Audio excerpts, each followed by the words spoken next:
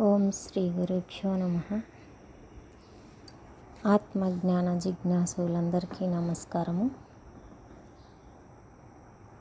మనమంతా కూడా కార్తీక మాసంలో కార్తీక పురాణాన్ని అధ్యయనం చేస్తూ ఉన్నాము. మొదటి రోజు కార్తీక పురాణంని తెలుసుకొని ఉన్నాము.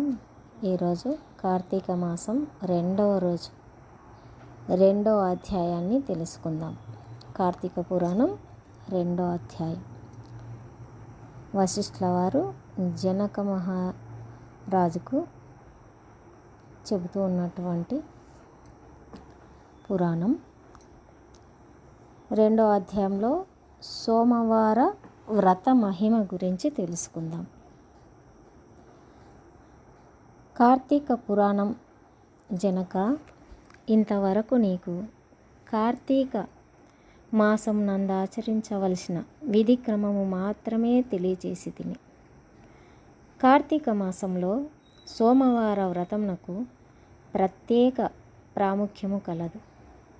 కాన సోమవార వ్రత విధానమును, దాని మహిమను గురించి వివరింతును, సావధానుడవై ఆలకించు.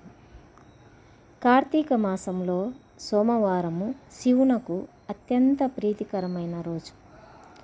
ఆ రోజున స్త్రీ కానీ పురుషుడు కానీ ఏ జాతి వారైనా కానీ రోజంతయు ఉపవాసముండి నదీ స్నానం చేసి తమ శక్తి కొలది దాన ధర్మములు చేసి నిష్ఠతో శివదేవునకు బిల్వపత్రాలతో అభిషేకం చేసి సాయంత్రము నక్షత్ర దర్శనం చేసిన తర్వాత భుజించవలేను. ఈ విధముగా నిష్ఠతో ఉండి ఆ రాత్రి అంతయు జాగరణ చేసి పురాణ పఠనమునరించి తెల్లవారిన తరువాత నదికి వెళ్ళి స్నానమాచరించి తిలాదానం చేసి తమ శక్తి కొలది పేదలకు అన్నదానం చేయవలేను. అట్లా చేయలేని వారలు కనీసం 3 బ్రాహ్మణులకైనను తృప్తిగా భోజనం పెట్టి తాము భుజించవలేను. ఉండగలిగిన వారు సోమవారం నాడు 2 పూటలా భోజనం కానీ ఏ విధమైన ఫలహారం కానీ తీసుకోకుండా ఉండుట మంచిది. ఇట్లు కార్తీక మాసమందు వచ్చు సోమవార వ్రతమును చేసిన ఎడల పరమేశ్వరుడు కైలాస ప్రాప్తి కలిగించి శివ సన్నిధికి చేర్చును. భర్తలేని వితంతువు సోమవార వ్రతమును ఆచరించి శివపూజ చేసినచో కైలాస ప్రాప్తియు, విష్ణు పూజ చేసినచో వైకుంఠ ప్రాప్తియు నొందును. దీనికి ఉదాహరణగా ఒక ఇతిహాసం కలదు. దానిని నీకు తెలియపరిచెదను, శ్రద్ధగా వినుము. కార్తీక సోమవార ఫలముచే కుక్క కైలాసమందుట. పూర్వకాలమున కాశ్మీర దేశంలో ఒక బ్రాహ్మణుడు కలడు. అతడు పురోహిత వృత్తిని చేపట్టి తన కుటుంబమును పోషించుకుంటూ ఉండెను. అతనికి చాలా దినములకు ఒక కుమార్తె కలిగెను. ఆమె పేరు స్వాతంత్ర్య నిష్ఠూరి. తండ్రి ఆమెను సౌరాష్ట్ర దేశీయుడగు మిత్రశర్మ అను సద్బ్రాహ్మణ యువకునకు ఇచ్చి పెళ్లి చేశాను. ఆ బ్రాహ్మణ యువకుడు 4 వేదములు శాస్త్రములు అభ్యసించిన వాడైనందున సదాచార పరాయణుడై ఉండెను. అతడు భూతదయ కలిగినవాడు, నిత్య సత్యవాది, నిరంతరం భగవన్నామ స్మరణ చేయువాడును అగుటచే లోకులెల్లరూ అతడిని పరబ్రహ్మ అని కూడా చెప్పుకొనిచుండేవారు. ఇటువంటి ఉత్తమ పురుషుని భార్య అగు నిష్ఠూరి యవ్వన గర్వంతో కన్ను మిన్నుగానక పెద్దలను దూషించుచు, అత్తమామలను భర్తను తిట్టుచు కొట్టుచు రక్కుచు, పరపురుష సాంగత్యం గలదై వ్యభిచారిణి అయి తన ప్రియులు తెచ్చిన తినుబండారాలు, బట్టలు, పువ్వులు ధరించుచు దుష్టురాలై తిరుగుచుండగా వంశమునకు అప్రతిష్ట తెచ్చుచున్నదని అత్తమామలు ఆమెను తమ ఇంటి నుండి వెడలగొట్టిరి.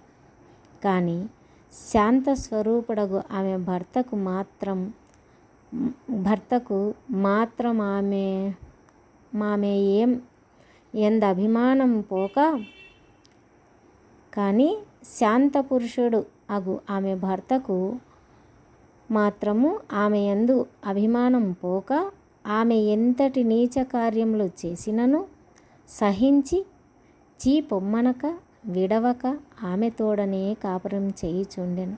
కానీ చుట్టుపక్కల వారా నిష్ఠూరి గయ్యాలితనంను కేవగించుకొని ఆమెకు కర్కశ అనే ఎగతాళి పేరును పెట్టుటచే అది మొదలు అందరూ తనని కర్కశ అని పిలుస్తూ ఉండేవారు.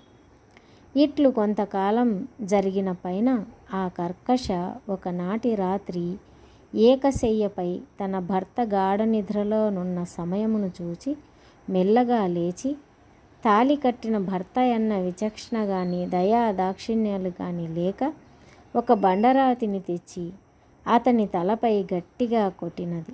వెంటనే అతడు చనిపోయాను.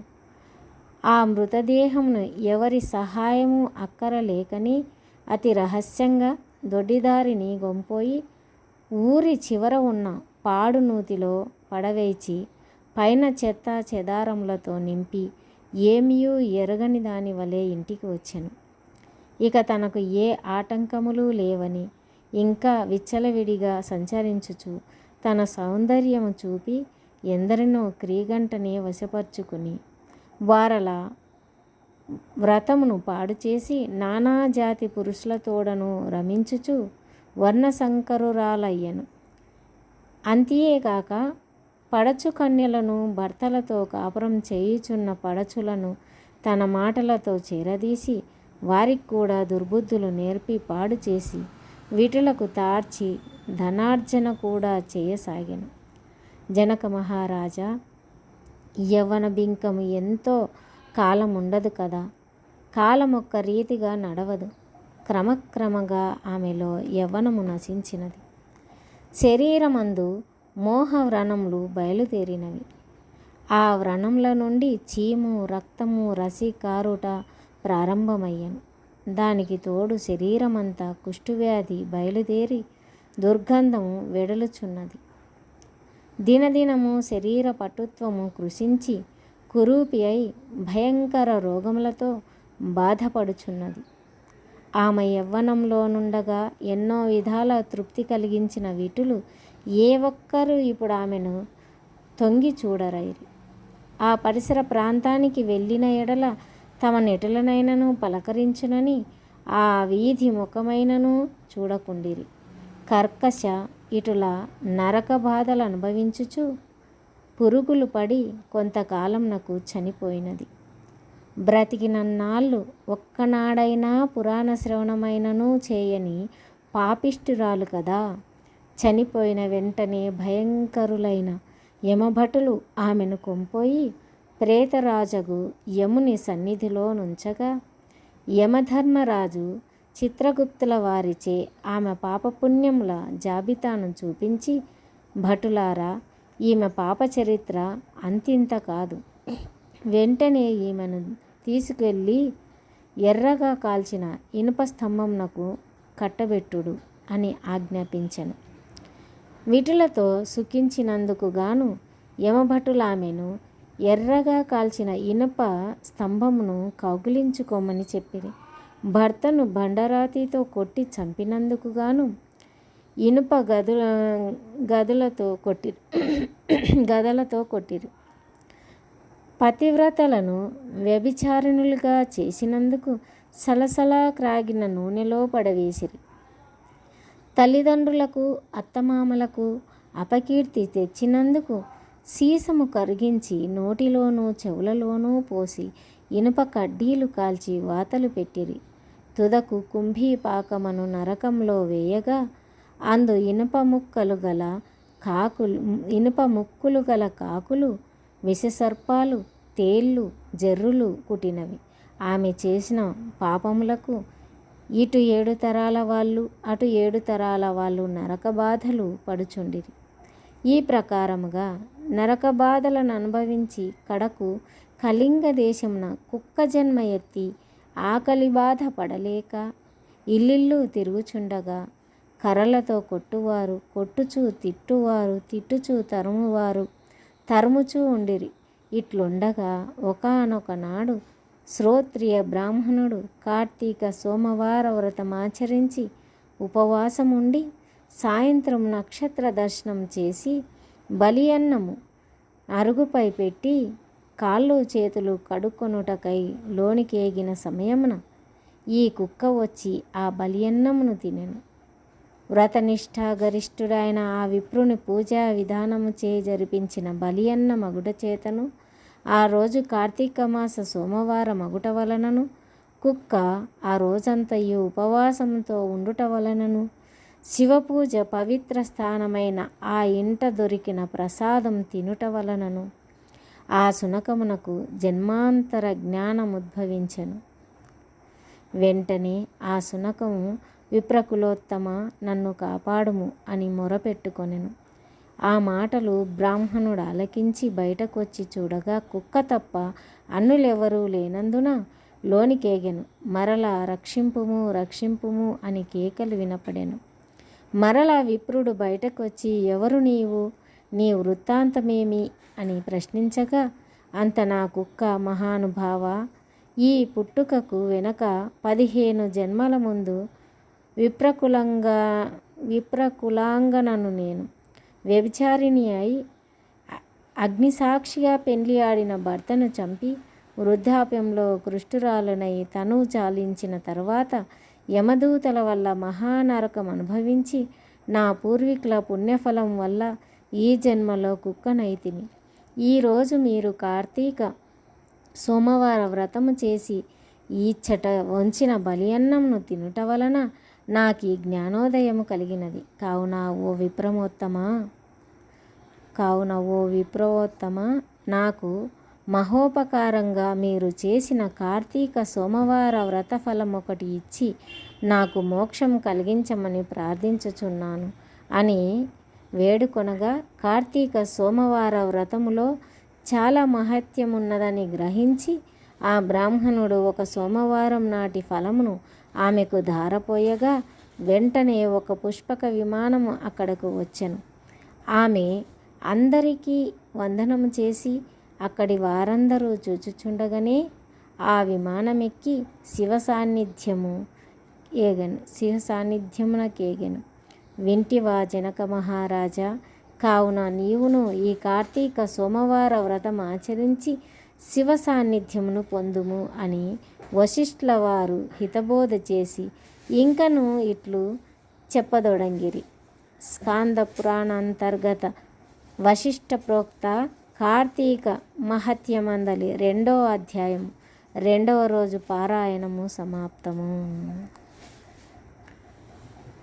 2వ రోజు కార్తీక పురాణము పారాయణము ఆచరించి ఉన్నాము.